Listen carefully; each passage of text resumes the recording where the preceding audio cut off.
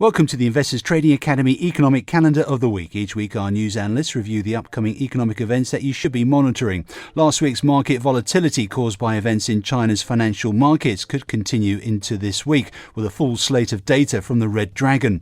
The key Chinese economic data occurs early in the coming week, while the key US data is populated late in the week. While some key Chinese data is likely to be released early in the week, the actual release dates haven't been firmly decided, so money supply and lending figures could be issued between January 9th and 15th.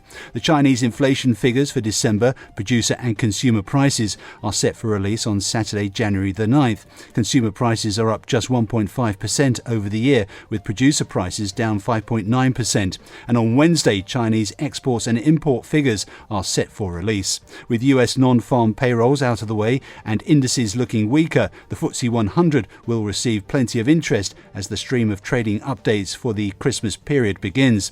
Retailers will be the main focus, especially given all the attention the sector enjoyed last week. US earnings season is also getting underway, with Alcoa and US banks taking their traditional place in the head of the parade.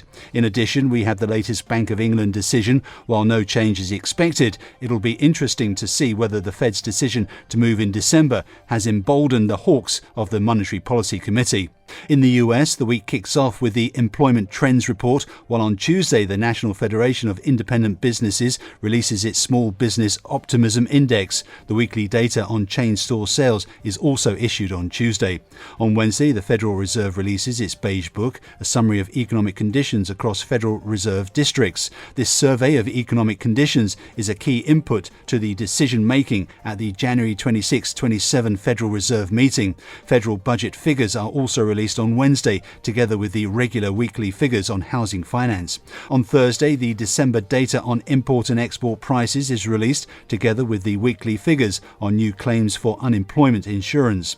Up to this point, there hasn't been much in the way of top-shelf or market-moving economic data.